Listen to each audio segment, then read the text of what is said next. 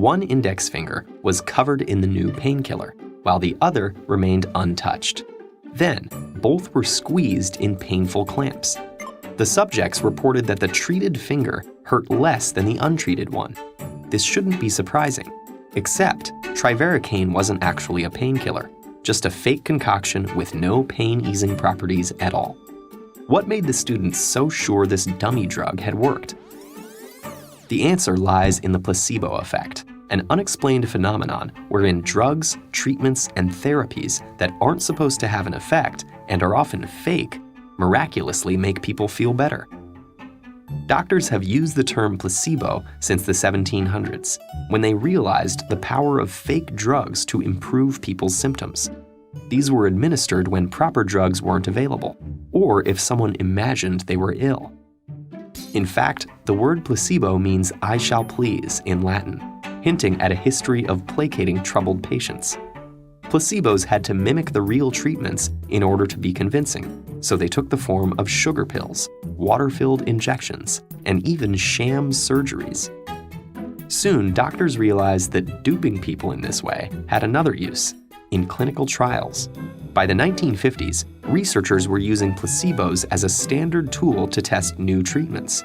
To evaluate a new drug, for instance, half the patients in a trial might receive the real pill. The other half would get a placebo that looked the same. Since patients wouldn't know whether they'd receive the real thing or a dud, the results wouldn't be biased, researchers believed.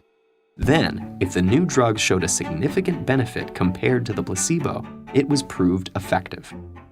Nowadays, it's less common to use placebos this way because of ethical concerns. If it's possible to compare a new drug against an older version or another existing drug, that's preferable to simply giving someone no treatment at all, especially if they have a serious ailment. In these cases, placebos are often used as a control to fine-tune the trial so that the effects of the new versus the old or alternative drug can be precisely compared. But of course, we know that placebos exert their own influence too. Thanks to the placebo effect, patients have experienced relief from a range of ailments, including heart problems, asthma, and severe pain, even though all they'd received was a fake drug or sham surgery. We're still trying to understand how.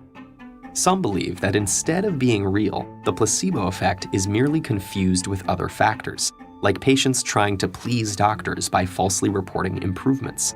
On the other hand, researchers think that if a person believes a fake treatment is real, their expectations of recovery actually do trigger physiological factors that improve their symptoms. Placebos seem to be capable of causing measurable change in blood pressure, heart rate, and the release of pain-reducing chemicals like endorphins. That explains why subjects in pain studies often say placebos ease their discomfort. Placebos may even reduce levels of stress hormones like adrenaline, which can slow the harmful effects of an ailment.